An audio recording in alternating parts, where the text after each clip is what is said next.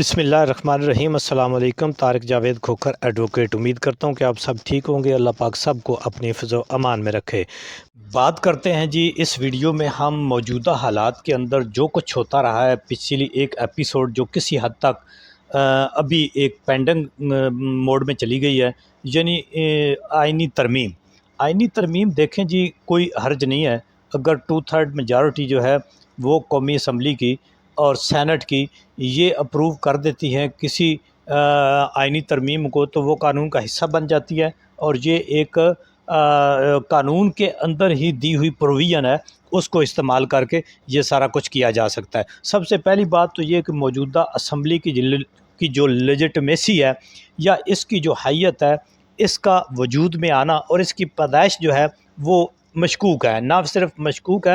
بلکہ ہر شہری اور ہر ذی شعور آدمی یہ سمجھتا ہے کہ یہ واقعی اس کی پیدائش جو ہے وہ ناجائز طریقے سے ہوئی ہے۔ تو اب دیکھنا یہ ہے کہ کیا ناجائز طریقے سے پیدائش کیا ہوا بچہ جو ہے وہ اس کی لیجٹمیسی کیا ہے کہ ایک بنا نکاح کے اگر کوئی بچہ پیدا ہوتا ہے تو اس کو جو اس کی ایکسیپٹنس ہے ہمارے معاشرے میں وہ کیا ہوتی ہے۔ تو میں سمجھتا ہوں کہ موجودہ اسمبلی جو ہے وہ ایک ناجائز پیدائش ہے۔ اس کو کسی طور بھی کوئی بھی ذی شعور آدمی، ذمہ دار آدمی جو اپنے آپ کو پڑھے لکھے کو چھوڑیں، پڑھے لکھے کی جو ہے نا اس کی آپ کیٹیگری نہیں کر سکتے، کیونکہ یہ جو سارے اس حلیہ بگاڑنے کے پیچھے لگے ہوئے ہیں وہ بھی اپنے آپ کو پڑھا لکھا سمجھتے ہیں، یعنی ڈگری ہولڈر۔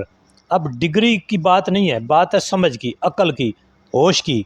اور ہوش تو سب سے پہلے میں سمجھتا ہوں کہ عوام نے دکھایا، جنہوں نے 8 فروری کو اس مسترد کر دیا اس ٹولے کو، تو کوئی بھی شخص اس کو ماننے کو تیار نہیں ہے، کیونکہ یہ تو سامنے دیکھا، لوگوں نے دیکھا، میڈیا نے دیکھا، عام آدمی نے دیکھا، یہ لوگوں سے کاغذ چھین کے بھاگتے ہوئے، یہ لوگوں کو اٹھاتے ہوئے، لوگوں کی خواتین کو اٹھاتے ہوئے، لوگوں کے اور ججوں کے کمروں میں کیمرے لگاتے ہوئے، اور لوگوں کو برہنہ کرتے ہوئے، لوگوں کو گھسیٹتے ہوئے، اور پرپوزر سیکنڈر کو اٹھاتے ہوئے، M N As, M P As کے کینڈیڈیٹس کو اٹھاتے ہوئے، ووٹرز کو اٹھاتے ہوئے، تو ایسی صورتحال میں سمجھتا ہوں کہ اس کی پیدائش جو ہے اسمبلی کی، اس کو کوئی شخص بھی لیجٹمیٹ ماننے کو تیار نہیں ہے، اور اس کے چلتے کوئی کی ہوئی آئین کی جو تبدیلی ہے اس کو ایسے ہی سمجھا جائے گا کہ جیسے ایک بندہ بنا وضو جو ہے وہ نماز پڑھے اور پھر وہ بتائے کہ میں نے نماز پڑھ لی ہے۔ بھئی بغیر وضو کے نماز نہیں ہوتی۔ جب آپ کا وضو ہی نہیں ہے، پھر آپ لوگوں نے جس طرح سے اللہ تعالیٰ کے 99 ناموں کے نیچے کھڑے ہو کر حلف لیا، جھوٹے اور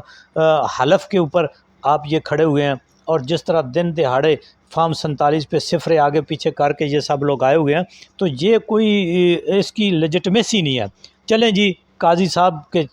کے مہربانیاں اور اسٹیبلشمنٹ کی یہ آ گئے، ان کو اب جھنڈ بھی اتار دی، ابھی یہ لگے ہیں اپنے پر دکھانے اس بچہ کا جس کی جھنڈ چھنڈ اتر گئی۔ ابھی وہ نوزائیدہ ہے لیکن وہ کام بڑے بڑے کرنے لگ گئے، کیونکہ اس کو بڑا انٹلیکچوئل سمجھ کے جو ہے بڑے عرصے سے سن رہے تھے کہ اسٹیبلشمنٹ اور تمام کے لیے قابل قبول ایک شخصیت ہے جس کا نام شہباز شریف ہے۔ زرداری صاحب جس نے اینٹ سے اینٹ بجانے کی بات کی وہ بھی قابل قبول ہو گئی ہے۔ مریم نواز جس نے یہ جو وردی ہے اس کے پیچھے دہشت گردی کا نعرہ لگایا وہ بھی قابل قبول ہو گئے۔ وہ نواز شریف جس نے ملک کے آرمی چیف سمیت مسافروں سے بھرا طیارہ قومی ایئر لائن کا اس کو اغوا کر کے دشمن ملک میں اتارنے کی کوشش کی، وہ بھی قابل قبول ہو گئے۔ تو بس یہ ساری باتیں قابل قبول ہو گئیں، اور ایک وہ شخص جس نے کہا فوج بھی میری، ملک بھی میرا، میں آئین اور قانون کے ساتھ کھڑا ہوں، میں عوام کے ساتھ کھڑا ہوں، اور میں اپنے ملک کا جو سر ہے اس کو نیچا نہیں ہونے دوں گا، میں اپنے ملک کے جھنڈے کو نیچے نہیں ہونے دوں گا۔ اقوام متحدہ میں جا کر اس نے کہا کہ جس نے محمد مصطفیٰ صلی اللہ علیہ وسلم کی شان میں اگر کوئی تکریم کرے گا، اس میں کوئی کمی لانے کی کوشش کرے گا، تو محمد صلی اللہ علیہ وسلم کی ذات ہمارے دلوں میں بستی ہے، اور کروڑوں لاکھوں اربوں مسلمانوں کے دل جو ہیں وہ رنجیدہ ہوں گے، اور ہم اس کو جو ہے وہ چاہتے ہیں کہ انٹرنیشنلی کوئی ایسا قانون بنے کہ جو اس کو جو ہے وہ روکے، اور انٹرنیشنلی ایسے قانون بھی بنے کہ جس میں محمد مصطفیٰ صلی اللہ علیہ وسلم کی شان میں گستاخوں کے لیے سزا مقرر ہوئیں، اور پھر انٹرنیشنلی جو ہے ایک دن بھی رکھا گیا، اور پھر ملک کے اندر رحمت اللہ عالمین جو ہے وہ کمیٹی بنائی گئی، اور اس کے اوپر کام شروع ہوا، مدرسوں کے اندر اصلاحات لانے کی بات ہوئی، اور پھر بلکہ لائی گئیں، ان کو فنڈز دیے گئے سرکاری طور پر، اور پھر اس طرح سے سکولوں کے اندر قرآن پاک کی تعلیم کو لازمی قرار دیا گیا، القادر جیسی یونیورسٹی بنائی گئی، اور ایسے شخص کو آپ نے اس کی غیر آئینی، غیر قانونی اور بیرونی اندرونی دباؤ کے تحت حکومت گرا کر جو ہے اس کو آپ نے جیل میں بند کر دیا، اس کی پارٹی کو آپ نے ڈسبینڈ کر دیا، لیکن عوام اس کے ساتھ کھڑی ہو گئی۔ آج بھی عوام جو ہے وہ مور دین 80% وہ اس کے ساتھ کھڑی ہے، اور جس دن کوئی فیئر فری الیکشن ہوئے ان کو لگ پتہ جائے گا۔ یہ سب کچھ کے چلتے ایک جو ایپیسوڈ ہوئی اس میں اہم ترین کردار مولانا فضل الرحمان کا رہا، جو بظاہر ایک دفعہ انہوں نے اس میچ کو جو ہے وہ ڈرا کرا دیا ہے، لیکن ماضی اگر ان کا دیکھا جائے تو وہ کبھی بھی آئین، قانون، اسلام اور پاکستان کے لیے نہیں کھڑے ہوئے، وہ ہمیشہ اسٹیبلشمنٹ اور طاقتوروں کے ساتھ گئے، اور وہ نظام کا حصہ رہیں، اور وہ مینج ہوتے رہیں، اور انہوں نے ایسا ہی کردار ادا کیا ہے کہ وہ ہر کسی کے ساتھ جدھر طاقت تھی ادھر گئے، لیکن اور وہ بیرونی دباؤ بھی لیتے ہیں، باہر سے بھی ان کو فون آ جاتے ہیں، ابھی بھی انہوں نے کہا ہے فون آیا تھا، لیکن اس بار چونکہ عمران خان نے عوام کو شعور دیا، میڈیا کا استعمال ہوا، ہر آدمی میڈیا استعمال کرتا ہے، اور عوام کا پریشر ہے کہ اس بار عمران خان کی حکمت عملی ہے کہ اس بار مولانا کو بھاری قیمت کے اوپر بھی بکنا جو ہے وہ مشکل ہو گیا ہوا ہے، اور آج ہر جو آدمی اس آئین کا حلیہ بگاڑنے کے خلاف آواز اٹھا رہا ہے، تو وہاں پر وکلا جو اہم ترین حصہ ہیں، ماضی میں بھی انہوں نے ڈکٹیٹرز کا مقابلہ کیا، آئین کے بگاڑنے والوں کا مقابلہ کیا، اور اس آئین کے خالق بھی وکلا ہیں، اور پھر علماء ہیں، لیکن آج علماء اور وکلا جن کی جو ہے وہ اس آئین کو تخلیق کرنے میں اہم کردار ادا رہا ہے، آج وہی آواز ان کے اوپر اٹھانے لگے ہیں آئین اور قانون کے پیچھے کہ ہم اس کا حلیہ نہیں بگاڑنے دیں گے۔ لیکن بدقسمتی یہ ہے کہ مینج قسم کے وکلا، مینج قسم کے ججز، اسٹیبلشمنٹ،